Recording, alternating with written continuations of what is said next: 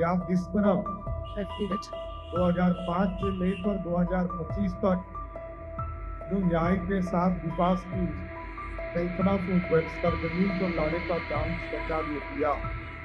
अब इसको और आगे बढ़ाने की जरूरत है। विशेष तौर पर पुलिस के लोगों से मैं विशेष तौर पर आग्रह करूंगा कि और सख्ती के साथ हम कार्रवाई करें, प्रशासन स्थापित करें, न्याय दिलाने में त्वरित गति से आगे बढ़ने का काम करें और जो विकास के कार्य हैं इसमें हम सहभागी बने। बिहार में धूमधाम के साथ गणतंत्र दिवस मनाया जा रहा है। बिहार में भी गणतंत्र दिवस की धूम देखने को मिल रही है। गांधी मैदान से लेकर तमाम पार्टी कार्यालयों में भी झंडा फहराया गया है। लेकिन अभी हम बिहार पुलिस मुख्यालय सरदार पटेल भवन पटना में हैं। यहाँ गृह मंत्री बनने के बाद सम्राट चौधरी पहली बार झंडा फहराने पहुँचे। झंडा फहराने के बाद सम्राट चौधरी ने बिहार पुलिस से अपील भी की है। इसके साथ ही उन्होंने कई बड़ी बातें कही हैं। आप सम्राट चौधरी का ये पूरा वीडियो देखिए।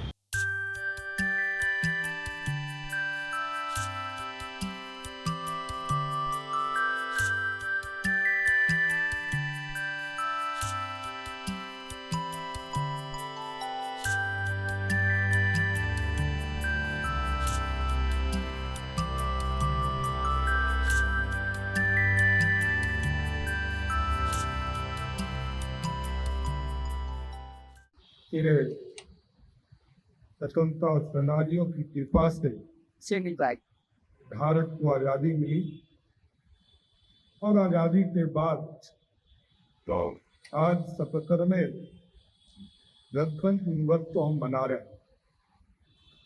मैं सर्वप्रथम जिन भी वीर सपूतों ने भारत की आज़ादी में अपना योगदान दिया इनको मैं श्रद्धासुमन अर्पित करता हूं। और आज भारत बढ़ रहा है, बिहार बढ़ रहा है, भारत के निर्माण में लोग लगे हैं। हमारे पुलिस सेवा के लोग की भी एक अहम भूमिका है।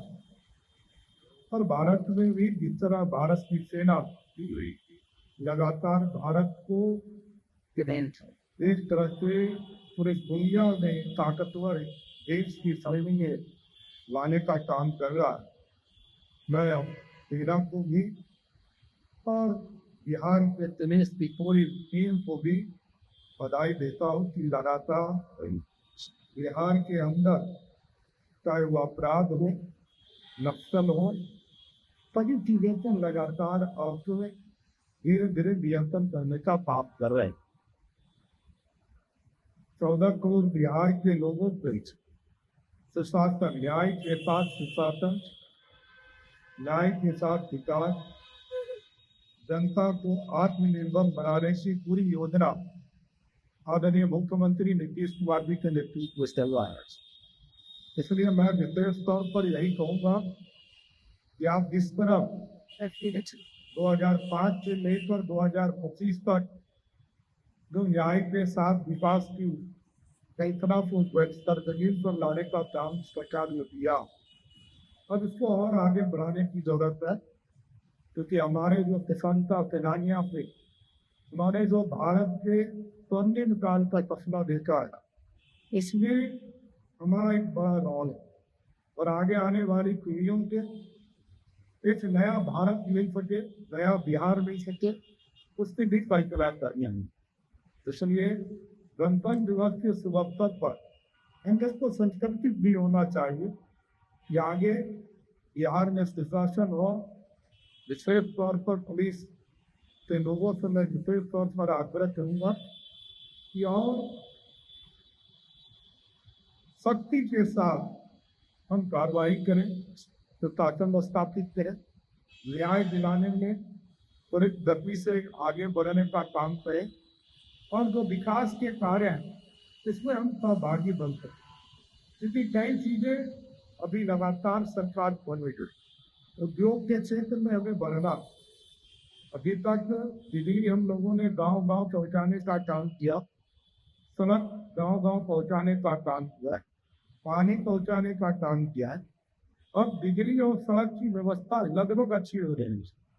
अब उद्योग के जाल को बिछाने में हमारी पुलिस की अहम भूमिका है। इसमें जरूर हम तमाम जो पुलिस पदाधिकारी पूरे प्रदेश में इस सब विशेष अभियान चलाते हैं जो हमारे यहाँ उद्योग लगाने वाले, क्योंकि ये बिहार जहाँ रेवेन्यू नहीं था और रेवेन्यू जनरेट भी करना चाहिए, क्योंकि ये हम लोगों ने वो बिहार भी देखा है जहाँ मात्र 6,000 करोड़ का बिहार का बजट होता था और इसमें से लगभग 87% जो रेवेन्यू आता था वो झारखंड प्रदेश से आता था, और वो भी रॉयल्टी के तौर पर। वो भी उस इलाके में रॉयल्टी के तौर पर उनको टाटा से, बोकारो से या माइन से आता पाए। और इसके बाद आज बिहार बदला है। आज बिहार की अर्थव्यवस्था लगभग 40,000 करोड़ रुपया GST के माध्यम से हमें प्राप्त होते हैं, और लगभग 3,17,000 करोड़ का पिछले साल का बजट था, और इस बार भी तो बजट आएगा उससे बढ़कर ही आगे बढ़ेंगे। इसलिए हमारे समृद्धि में और लगातार पुलिस सेवा में भर्तियां भी हो रही है। आज लगभग 1,80,000 पुलिस कर्मी बिहार में है, और अगले 6 महीने में ये बढ़कर भी 1.5 लाख से ऊपर हो जाएगा। तो ऐसे पूरी संरचना बिहार की सरकार लगातार कर रही है, लेकिन आर्थिक रूप से समृद्ध बनाने में पुलिस की अहम भूमिका है। मैं तमाम पुलिस पदाधिकारी और हमारी जो पुलिस के जवान हैं इसको विशेष तौर पर फिर से आग्रह करूँगा कि बाकी ने जो भारत की कल्पना की थी और जो स्वर्णिम काल देने वाला बिहार है, इसको फिर से सोने की चिड़िया बनाना है, इसमें अपना योगदान देना है। तमाम साथियों से फिर से गणतंत्र दिवस की शुभकामना देते हुए अपनी बातों से विराम देता है।